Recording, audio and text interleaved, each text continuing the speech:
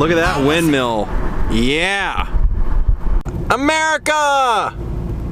Well, I made it here and I pretty much did exactly what Michael told me not to do. He's like, I really think you should just go to Lena and not make any vlogging stops along the way, just so you don't get lost. But like I said, I found where she is. I found the exact place that she works, and right, I mean, not even a kilometer or maybe a half kilometer before where she works, there were two signs, one pointing this way and one pointing that way, and the other one said it was 3 miles. This one had no miles, so I knew it was going to be close, and they're both have historical significance. And I guess if you're not a vlogger, you don't understand, but I just cannot pass up things that might be interesting. Like the people that watch this, like you guys that are watching this, like I want to make sure I get to show you all the stuff that I would want to see, and to think that, oh, well, maybe I won't be passing by here again and maybe not get to see it. I cannot pass that up. So here we are. I don't even know what it is. I'm gonna read the description. I'll tell you what it is.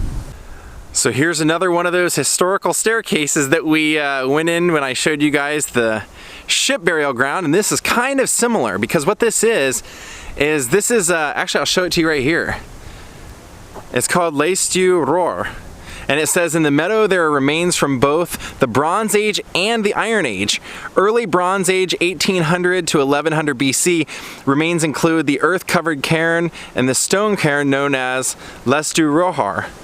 I hope I'm pronouncing that right, which is 4 meters high and 40 meters in diameter. So it says the closest to us is going to be the meadow where there were 2 farms with fields, meadows, and pastures with stone wall enclosures. They were used in the Iron Age up until the 6th century AD.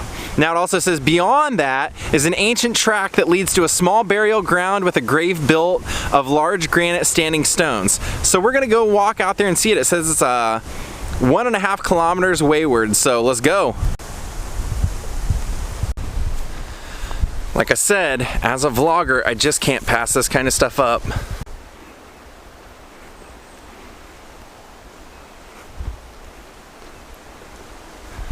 Looks like there's 2 trails. I think it loops around, so let's take this one. And it is nice that they have these little markers out here to show you that you're on the right trail. Like that. So we've hit marker 1, which means right here would be the farm and the wall and everything. Can you believe that? We're talking some serious history. This is not 1900s Hollywood history here. We are talking Iron Age, Bronze Age.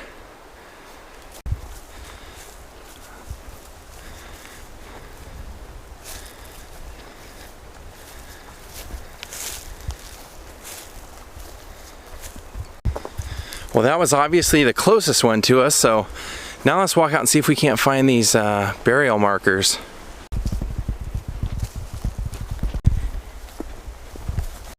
Wow, you can see it all over. And this looks like the pathway. I'm seeing markers. There we go. Well, there's one of the settlements. There's the stone wall. Hop over this.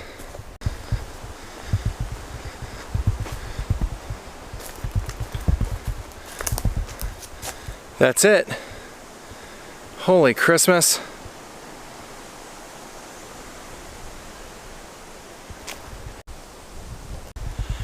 I was kind of wondering why I saw horse manure over here on the trail. It's because they're right there with no fence to separate us. Here's more of the burial mound, or the burial spots. Those are the large rocks they were talking about. Well, it looks like there's some horses out here wandering around. Guessing I probably shouldn't get close to them and mess around. One thing that's been pointed out to me since I've been in Sweden is that they do have the most beautiful wildflowers pretty much anywhere in the world. As we were driving, we would see yellow, orange, blue, purple, red, you name the color of the rainbow and it was in there. That's the other farm. This would have been where the other remnants of that farm were. You can see all these rocks and cleared out spaces. Now I'm taking that separate trail that I didn't take back. And here's another side view as I made it all the way around of the burial mounds that I mentioned. God, isn't that sad? Think of how many people are buried under there.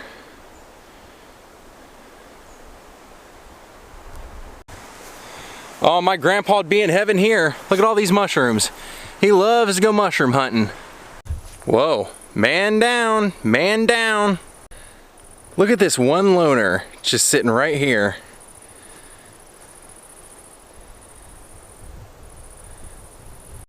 Another mushroom. And now we're back to that dividing wall. I think it's safe to say you can't call flatland a hike according to Michael, so I may have just done my first walkabout. When we get up here to the where we started the trail, I'm going to show you the map of how the trail's laid out, and I'm going to show you exactly how we went so you have a better visual. Here we are. So right here's what we did. Okay, we started here, then we went up here, went over here, went up around there. That was the first mound that we saw. Then we circled up here, came around and saw that one, then came back. Look at all the wildflowers. I don't know what this is, but I'm gonna go.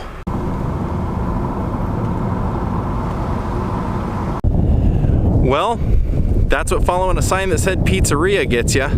I found myself on the beach. I just wanted to try some Swedish pizza because they were telling me it was considerably different than what I'm used to, and made that turn, and it looks like I made it over here to a beautiful coastline.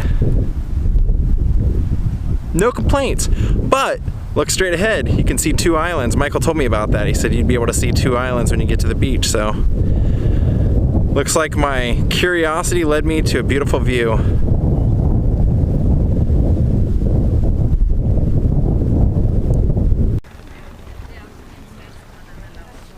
Well, I went ahead and ordered a quattro pizza because they have Hawaiian, which is my favorite, but I'm like, I can have that pretty much anytime. I should try something, and that's pretty much the only thing I recognized on the menu. Everything was in Swedish, so I normally never get a Coke, but the reason I got it this time is because when we were out last night, Michael had one, and he said that they use beet sugar or something like that, and it has a bit of a different flavor, and so I tried some of his and I loved it, so went ahead and got that as well, and that's how much it ended up costing me right there.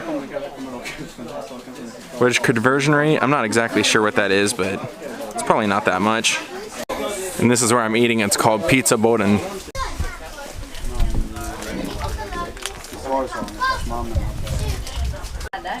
We're just waiting for number 94 to be called.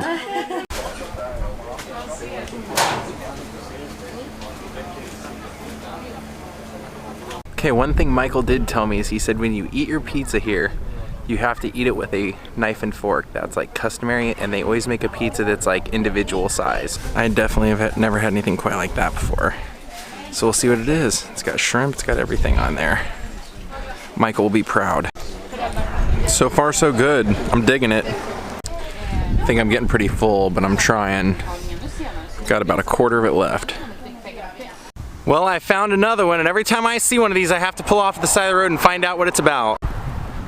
Oh, bummer. Okay. Normally, Michael said that these little roadside stop-offs have an English translation. This one doesn't. However, what it does have is I can piece together, and I can ask Michael when I get back what the story is here, but I can piece together that what I'm going to see is actually this one. So it's a stone from 700 to 1100, and I believe what it is I believe that it might be a grave, but I'll ask him when I get back. And I'll find out and I'll let you guys know. I'll do a fill-in part for this. And whatever it is, this is it. Now right away I can see etchings all over it. So whatever the story is, it includes those etchings. And it's weird because it's a, almost looks like a red ink. Can you see that? Right here. Pretty interesting. The reason I bring that up is because I'm wondering what they used, like what it was, how. I don't know enough about that era to know what kind of, I guess for lack of a better word, ink, or if they use some sort of animal blood, or I don't know, but pretty interesting. I saw they have a guest book over there. I'm gonna go over there and sign it. And there's the little box with the guest book in it.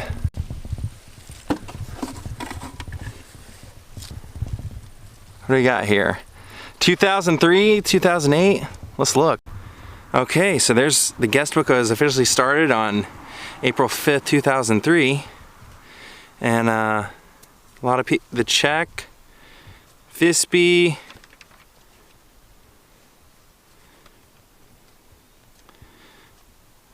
Denmark. Pretty neat to see all the different countries that people are from, and I wish they would have said what this was in here in English so I'd have a little bit more story to tell, but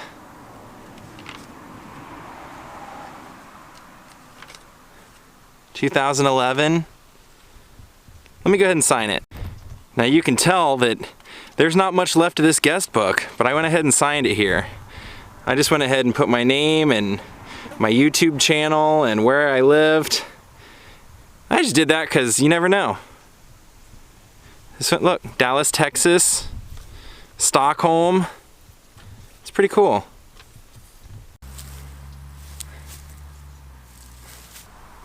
So look at all the wildflowers. What I was told by Carolyn Lagerfeld was that she said the reason they have so many wildflowers here is because even though it snows here a lot, they don't believe in salting the road, so they get these all off to the side of the road. And that looks like a crabapple tree, doesn't it? All right, let's hit the road and go do some more exploring. I'm loving this. Basically what I did was I just took off in the car for a little while. If you remember way back to the vlogs, the day that I went to Denmark and Germany for the alcohol run, this is the 5 hours that I had in between. I just decided to hop in the car, go out to the main street that we took to get me from the airport to where Michael lives, and I just started driving, and anything that looked interesting, I pulled off and saw it. And so that's what you guys are seeing today. Windmill sighting. An awesome church sighting. Feeling claustrophobic, in the crowd, but I would never hurt myself. Free room at the party, maybe in the backseat. You could never stop me from hurting myself.